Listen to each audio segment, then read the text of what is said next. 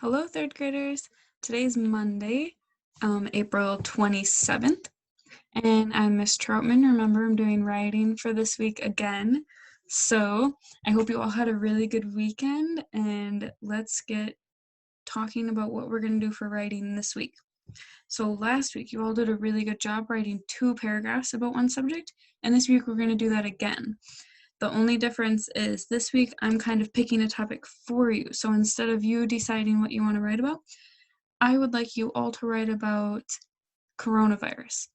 So I'm going to talk through what we're doing this week, and then I'll go more in depth about what we're going to do today. So today's Monday, and our goal today is I can brainstorm and document what I know about COVID-19, that's coronavirus, and my feelings. And then our practice is going to be think about what you know, how is it affecting your life, how does this make you feel, write down some ideas that you can make into a paragraph. So today really what we're going to be doing is brainstorming a lot about what we know about coronavirus. Tomorrow we are going to be writing a paragraph, our first paragraph, that has 5 sentences, like we all know how to do so well. And we're going to talk about what coronavirus is and how it's affected your life.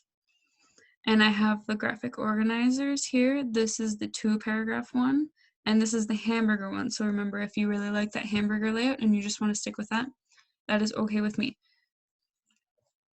And then Wednesday, we're going to be writing the 2nd paragraph, and that 2nd paragraph is going to be about your feelings. How does this make you feel? We haven't been in school in a while. We haven't been able to see people in person for a while. Maybe you're missing your friends, your family, your teachers, people that you aren't able to see. And so I want you to just kind of write that down. How are you feeling? How does this whole situation make you feel?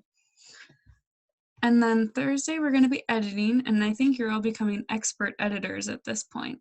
And I have the list here that we've been looking at for the last few weeks. And then Friday, we're going to be submitting your 2 final drafts or your final copies of your paragraphs and recording yourself reading. And if you would like to add a picture or a drawing, that's totally okay. I love seeing your pictures and drawings. So that's a little bit of an overview of this week. So we're going to go back to Monday here because that's today. And so I'm going to kind of show you what I'm going to do to brainstorm. So here is my brainstorm page, and I have to use my computer. So I'm going to just make a list. But if you want to write things or draw on a piece of paper, you can make a mind map, or you can make a list on your writing too. You can do your brainstorming, whatever makes the most sense for you. Because I'm using my computer, I'm just going to make a list because that's the easiest way to do it for me. So I titled it Brainstorming About Coronavirus. What do I know? So I'm just going to kind of write down what I know about coronavirus and just make a list. It doesn't have to be complete sentences. I'm just thinking about what I already know. So I know that coronavirus is a sickness that people get, kind of like the flu. Oops. There. It is very contagious. I know that. That means it can spread very easily. It is very contagious. Oh boy, do I know how to spell this word. Okay. Let's see, what else do I know about coronavirus?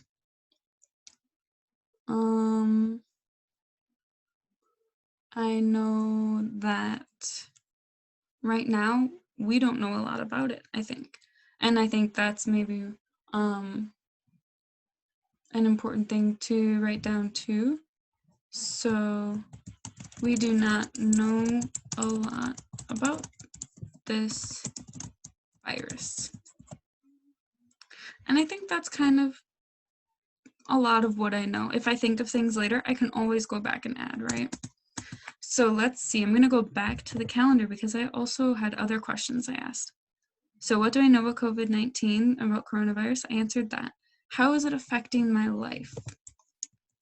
How is coronavirus affecting my life?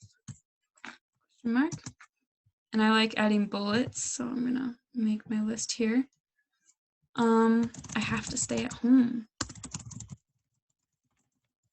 That's something that I don't like very much. It's kind of not fun to have to stay at home all the time, but I know that it's important to keep me and my family safe. I can't see my friends. That makes me sad, or family.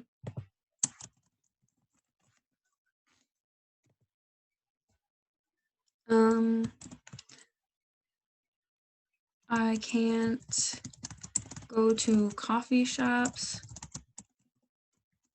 or restaurants. That makes me sad too. How is it affecting my life? What else? I have to do my student teaching online. That's a big thing actually for me, because this is very different, isn't it? For you too, for all the students. It's different because now you're learning at home. You don't go to school every day. You stay at home and you learn from the computer, or and your parents help you, your siblings help you, whoever is around helps you, but you don't have your teacher right there with you. So that's very different, and that's very different for all the teachers too, to be at home and not be able to be with you all and help you face to face. It's very different. So I am student teaching online. So I'm going to look at my other questions that I had here. How does this make me feel? So how does this make me feel? And then I'm going to add my bullets again. I'm going to say I feel sad that I can't see people and go out. So I feel sad. Sadness is something that I feel during this time. I also feel maybe a little frustrated that I can't go places, even though I know that that's what I have to do. It still can make me a little frustrated or angry.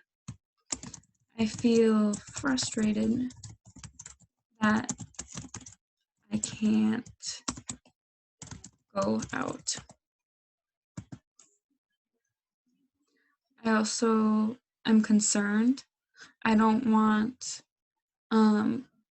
so many people to be infected. I want everyone to stay safe and healthy. So I'm concerned about people, and I'm maybe also even concerned about my grandma, who's a little bit older, and if she were to get the coronavirus, it would maybe not be so good for her. So I'm a little concerned. That means worried. I am concerned, or worried about people being infected. I'm sad, frustrated, concerned. I also feel that this has brought people together in ways that no one expected. So if you ever go on walks, you maybe see that some people have posted things in their windows like hearts or colorful pictures that they've made, and people are being really supportive of each other. We're helping each other out during these times. I've seen pictures of family members going to visit their grandparents or older relatives in nursing homes, but because they can't go inside, they'll stand outside the window and call them on the phone. So I think this has kind of brought people together in ways that we didn't think people could be brought together, we didn't anticipate happening. And so that makes me feel happy and hopeful. So I am happy that people are staying connected. And I am hopeful that this will all be done soon. And how soon, I don't know. But I'm hopeful that it will be done soon, that we'll figure out what needs to be done and life will get back to normal. And I'm also confident that we will eventually go back to our lives. And it might look a little different than it did before all this happened, but I know that this won't be how we live for forever, that there will be an end to this. We will go back to school and we'll be able to see each other again and go out to eat and do things like that again. So I'm also going to say I am confident that this will not last forever. So this is my brainstorming list. I made a list because that was what was easiest for me. I have talked about what I knew about the coronavirus, how it's affecting my life, and how it makes me feel. And so those are 3 things I want you to think about today on Monday when you're brainstorming. And you can brainstorm however you like. Remember, you can do a mind map or a list, whatever.